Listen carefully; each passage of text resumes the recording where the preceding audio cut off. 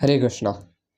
तो अभी तक हम लोग भगवान श्री कृष्ण और अर्जुन के बीच इतना सारा कन्वर्सेशन देखे थे। अब यहाँ पे अर्जुन वर्स 37 में बहुत ज़्यादा इम्पोर्टेंट क्वेश्चन पूछने जा रहे हैं। तो देखते हैं इस वाले वर्स को भी। वर्स 6.37 गोes लाइक दिस। अर्जुन उवाच अयाति श्रद्धयोपेतो योगाच्चलितमानसः अप्राप्य योगसंसिद्धिं तां गतिं कृष्ण गच्छति। तो यहाँ पे क्या बोल रहे हैं श्री अर्जुन? यहाँ पे अर्जुन बोल रहे हैं, ओ कृष्णा, काम गतिम गच्छति, व्हाट इज द डेस्टिनेशन? उसका डेस्टिनेशन क्या है? किसका? अयाति ही, जो एक अनसक्सेसफुल योगी है, अनसक्सेसफुल ट्रांसेंडेंटलिस्ट है, जो श्रद्धया उपेता, जो स्टार्टिंग में फेथ के साथ सेल्फ रियलाइजेशन का प्रोसेस को स्टार्ट करता है।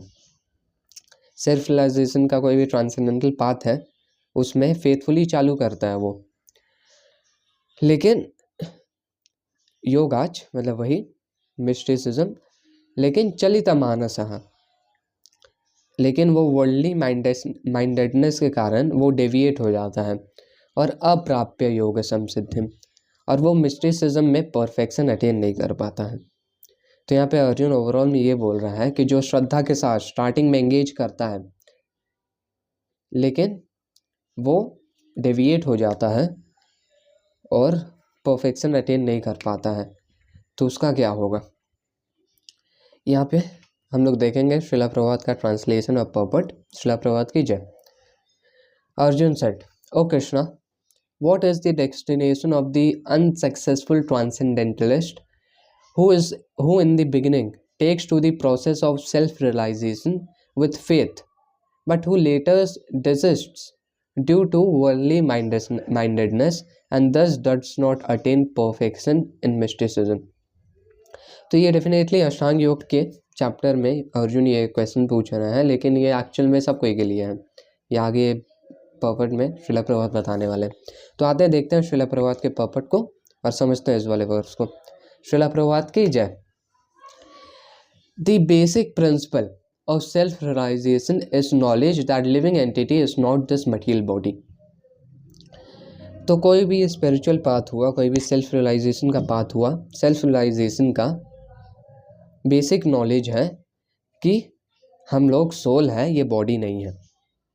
ये बेसिक, जैसे कोई भी सब्जेक्ट पढ़ते हैं, मान लो मैथ्स पढ़ते हैं तो कुछ कुछ बेसिक चीज़ होता है ना, प्लस माइनस, तो वैसे ही सेल्फ रियलाइजेशन का ये बेसिक थिंग है कि हम लोग बॉडी नहीं है, हम लोग सोल हैं। लेकिन ये इस चीज़ में कार्तिकेय दास प्रभु जी बता रहे थे, लेकिन आजकल का जो सो कॉल्ड स्पिरिचुअल इंस्टीट्यूशन है उसमें एक्चुअल में ये चीज़ के बारे में बात ही नहीं होता है। स्पिरिचुअल सेल्फ रियलाइजेशन का एक्चुअल मतलब क्या हुआ कि सोल से रिलेटेड चीज़ों को बताया जाए, लेकिन सो कॉल्ड स्पिरिचुअल इंस्टीट्यूशंस में क्या होता है कि हमने बॉडी को कैसे मेंटेन करें और माइंड को कैसे काम रखें, यही मैक्स टू मैक्स बात होता है। आपस में कुछ लोगों को भी तुम बात करते हुए देखोगे तो लोग ऐसे बात करते हैं कि ये स्पिरिचुअलिटी क्या है, माइंड को तो काम रखना है, माइंड को हैप्पी रखना है, बॉडी को फिट रखना है, यही है स्पिरिचुअलिटी। लेकिन ऐसा नहीं है। हम लोग जानते हैं कि हम लोग का दो बॉडी है, एक है ग्रॉस बॉडी और एक है सटल बॉडी। ग्रॉस बॉडी जो अर्थ, वाटर, फायर, एयर, ईथर से बना हुआ है, जो हम लोग देख सकते हैं, और एक है सटल बॉडी जो हम लोग देख नहीं सकते हैं लेकिन फील कर सकते हैं। सटल बॉडी तीन चीज़ से, वो है माइंड, इंटेलिजेंस और फॉल्स ईगो। इससे ये हम लोग का सटल बॉडी है, माइंड, इंटेलिजेंस, फॉल्स ईगो, जिसको हम लोग एक्सपीरियंस कर सकते हैं। तो हम पिछले वाले वीडियोस में एक फ़ोटो लगाए थे कि मान लो बीच में सोल है, फिर उसके ऊपर सटल बॉडी, फिर उसके ऊपर ग्रॉस बॉडी, ऐसा हम लोग समझ सकते हैं। तो अगर कोई भी सो कॉल्ड स्पिरिचुअल इंस्टीट्यूशन ऐसा बोलता है कि नहीं, माइंड को काम करना है, बॉडी को फिट रखना है, तो ये तो बॉडी के लेवल पे ही बात हो रहा है, सोल के लेवल पे तो हुआ नहीं। एक्चुअल में सेल्फ रियलाइजेशन हुआ कि हम लोग मेन चीज़ ये जाने कि हम लोग बॉडी है, सोल नहीं। और फिर सोल का इंट्रिकेसीज जाने कि सोल का एक्चुअल में रिलेशंस, सोल का एक्चुअल में कॉन्स्टिट्यूशनल पोजीशन क्या है, सोल का कृष्णा के साथ रिलेशनशिप क्या है। और फिर पता चलता है कि जीवन स्वरूप है कृष्ण नित्यदास। तो ये चीज़ है। तो सेल्फ रियलाइजेशन का मतलब एक्चुअल में यही हुआ कि हम लोग कृष्णा को जाने, और जब कृष्णा को जानते हैं तो ऑटोमेटिकली हम लोग अपने आप को जान पाएंगे, और फिर कृष्णा के साथ अपने रिलेशनशिप को जाने। ये हो गया self realisation. Self realisation is sought by the path of knowledge, by the practice of eightfold system, और बाय भक्ति योग। तो ये 3 प्रोसेस है, एक अष्टांग योग, एक ज्ञान योग और एक भक्ति योग। In each these processes, one has to realize the constitutional position of living entity, his relation with God and activities whereby he can establish the lost link and achieve the highest perfectional stage of Krishna consciousness. तो ये जो हम बोल रहे थे self realization. Following any of the above mentioned 3 methods, one is sure to reach the supreme goal sooner or later. तो ये जो 3 प्रोसेस है जो हम लोग देखें, इससे एक इंडिविजुअल कृष्णा को अटेन कर सकता है सूनर और लेटर। लेकिन ये इन द एज ऑफ कलयुग, ये जो 2 मेथड है, ज्ञान योग और अष्टांग योग, ये वैलिड नहीं है। कलयुग में बस भक्ति योग वैलिड है। और पहले जो लोग इसको प्रैक्टिस किया करते थे, अष्टांग योग हो गया या ज्ञान योग हो गया, तो वो लोग इवेंचुअली भक्ति योग में आते और फिर अल्टीमेटली अटेन करते हैं highest perfection. This was asserted by Lord in the 2nd chapter. Even a little endeavor on the transcendental path offers a great hope of deliverance. तो ये चीज़ भगवान आगे पहले चैप्टर 2 के वर्स 40 में आई गेस इसको बता चुके हैं कि स्वल्पमप्यस्य धर्मस्य त्रायते महतो भयात्, कि ट्रांसेंडेंटल पाथ में कोई थोड़ा भी इंडिवियर करता है तो that offers a great hope of deliverance.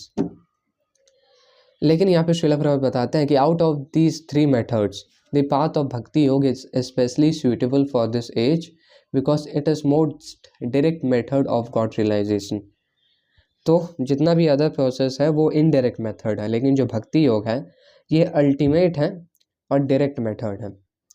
इस पे एक वर्स हम लिए हैं श्रीमद् भागवतम से, कैंटो 3 चैप्टर 25 वर्स 19, जिसमें भगवान कपिल अपनी मदर देवहूति, अपनी मम्मी देवहूति को इंस्ट्रक्शन देते हैं, और उसमें से एक इंस्ट्रक्शन ये रहता है, एक चीज़ ये बताते हैं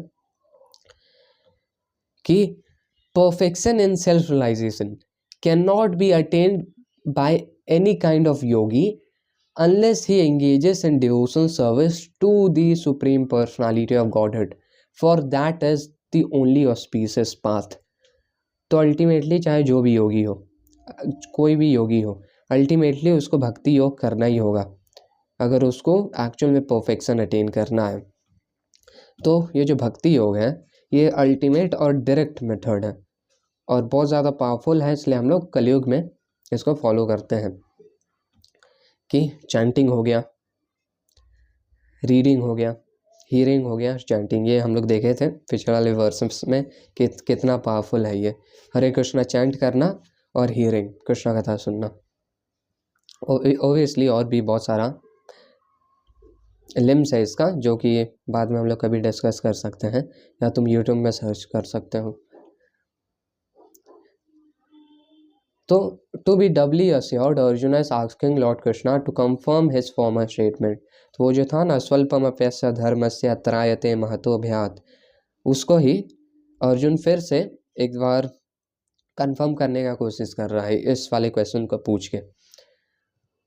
और वही वाला जो चीज़ था वो जो वर्स था वो इस वाले सेट ऑफ वर्सेस में जो आगे हम लोग देखने वाले हैं उसमें इलाबरेट होने वाला है। ये पहले वाला वर्स,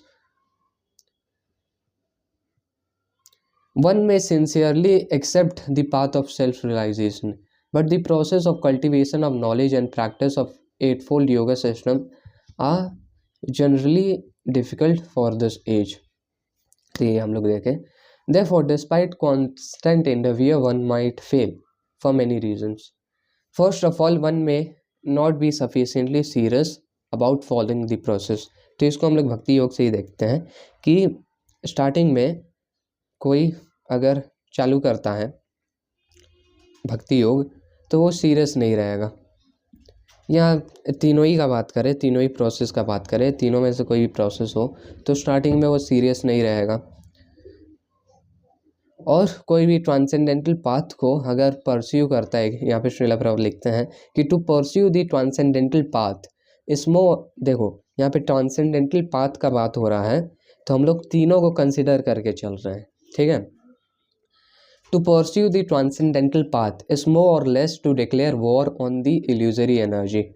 कॉन्सिक्वेंटली, तो पहले इस लाइन को देखते हैं, ये बहुत अच्छा लाइन है कि जब हम लोग कोई भी ट्रांसेंडेंटल पाथ को परस्यू करते हैं, पहले हम लोग के लिए फॉर द एज ऑफ कलयुग, जब हम लोग भक्ति योग करते हैं तो जब चैंटिंग और हियरिंग चालू करते हैं तो वो ऐसा है कि हम लोग माया देवी के पास जाके वॉर डिक्लेयर कर रहे हैं कि आओ फाइट करते हैं।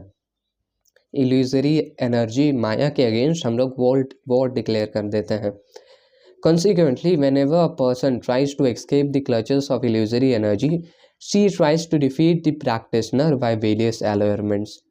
तो माया देवी के पास भी बहुत सारा वेपन्स है अच्छा, जिससे एक स्टार्टिंग का प्रैक्टिसनर जो स्टार्टिंग में चालू करता है बेचारा, उसके ऊपर बहुत सारा एल्योरमेंट्स पड़ता है और बहुत ज़्यादा डिफ़िकल्टी होता है उसको।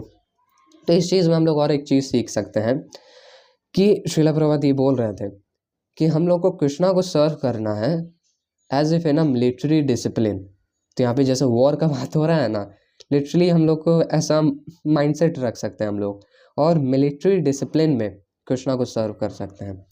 अब ये सुनने में तो अच्छा लग रहा है मिलिट्री डिसिप्लिन, लेकिन एक्चुअल में ये होगा क्या? जब हम लोग अपना पर्सनल हैप्पीनेस और अपना पर्सनल प्लेजर कोई भी हो गया, जब हम लोग इसको रिजेक्ट करेंगे और कृष्णा को सर्व करेंगे नो मैटर व्हाट, तो ये हो गया मिलिट्री डिसिप्लिन। जब हम लोग श्रीला प्रभुपाद के इंस्ट्रक्शंस को फॉलो करेंगे, ये हो गया मिलिट्री डिसिप्लिन। और जो ये लस्ट हो गया, ग्रीड हो गया, ये सब एंगर हो गया, ये सब जो 3 एनिमीज है मटेरियल वर्ल्ड में, ये जो एनिमीज हम लोग के ऊपर अटैक करेंगे, लेकिन हम लोग को क्या करना है? हम लोग को ये रियलाइज़ करना है कि I will fight till my last breath but I will not surrender. तो इसका मतलब क्या है कि हम कृष्णा को सर्व करते रहेंगे और कोई भी सेंस ग्रेटिफिकेशन में इंडल्ज नहीं होंगे। तो ये चीज़ है कि I will fight till my last breath but I will not surrender. तो ऐसा हम लोग सोच सकते हैं। Consequently when a condition soul is already allured by the modes of material nature, material energy, and there is every chance of being allured again even while performing transcendental disciplines. तो हम लोग डिसिप्लिन में भले ही रहें, लेकिन क्योंकि हम लोग इतने लाइफ टाइम से सेंस ग्रेटिफिकेशन किए हैं और मटेरियल एनर्जी में हैं, तो ये हम लोग के लिए बहुत आसान सा चीज़ है कि हम लोग फॉल डाउन हो जाए हम लोग के लिए। इसलिए कार्तिकेय दास प्रभु जी बताते हैं कि जो अष्टांग योगी रहता है या ज्ञान योगी रहता है, वो सेपरेटली अपना करता है। जैसे कि अष्टांग योग में देखें हम लोग की सुचौदे से रहसी स्थिता, कि एक जो योगी है उसको कहीं सेक्लूडेड प्लेस में जाना होगा, अकेले उसको प्रैक्टिस करना होगा। तो ऐसे अकेले है, और हम लोग विश्वामित्रा का एग्जाम्पल देखे थे कि अकेले फॉल डाउन होता है तो कोई बचा नहीं पाएगा। लेकिन कार्तिकेय दास प्रभु जी बता रहे थे कि जब हम लोग भक्ति योग का प्रोसेस को स्टार्ट करते हैं तो ऐसा नहीं है कि हाँ भाई हम रूम के अंदर बैठ के भक्ति योग कर रहे हैं। ये बहुत ज़्यादा, ये कार्तिकेय दास प्रभु जी खुद बोलते हैं कि ये बहुत ज़्यादा ज़रूरी है कि हम लोग डिवोटीज़ के साथ एसोसिएट करें, क्योंकि अगर हम लोग कभी कभी इधर उधर चल जाते हैं, डेविएट हो जाते हैं, तो डिवोटी लोग हम लोग को पकड़ के वापस खींच लेते हैं, ऐसा रहता है। और भक्ति योग में हम श्रीला प्रभुपाद ये भी बताते हैं कि एक एग्जाम्पल देते हैं कि एक नॉर्मल कोई ये एग्जाम्पल है कि कोई एक पुअर बच्चा है और कोई एक राजा का बच्चा है, दोनों स्ट्रगल करता है, लेकिन दोनों का स्ट्रगल डिफरेंट है। पुअर पुअर बच्चा जो है वो बस स्ट्रगल करता है और उसका लाइफ डार्कनेस में है, लेकिन जो एक राजा का बच्चा रहता है वो हर टाइम राजा के गाइडेंस में रहता है। वैसे ही हम लोग हो सकता है कि हम लोग स्ट्रगल करें, लेकिन हम लोग कृष्णा के गाइडेंस में रहते हैं। जब हम लोग 16 राउंड्स चैंट करते हैं, ये श्रीला प्रभुपाद बोलते हैं कि just keep chanting 16 rounds and Krishna will protect you. तो ये चीज़ है। और श्रीला प्रभुपाद इनफैक्ट ये भी बोलते हैं कि अगर हम लोग पूरे लाइफ 16 राउंड्स अगर सिंसियरली फेथफुली चैंट करते हैं तो we will go back home back to godhead. और श्रीला प्रभुपाद बोलते हैं कि दिस इज माई गारंटी। तो श्रीला प्रभुपाद गारंटी देते हैं हम लोग को। तो ये चीज़ है। दिस इज कॉल्ड योगाचलितमानसः, deviation from transcendental path. Arjun is inquisitive to know the result of deviation from the path of self realisation. तो इस वाले वर्स के आगे कुछ वर्सेस में हम लोग बेसिकली देखेंगे कि कोई सेल्फ रियलाइजेशन के पाथ से डेविएट होता है तो कैसे वो कुछ भी लॉस नहीं करता है, कुछ भी लॉस नहीं करता है और इवेंचुअली वो सक्सेस अटेन करेगा ही।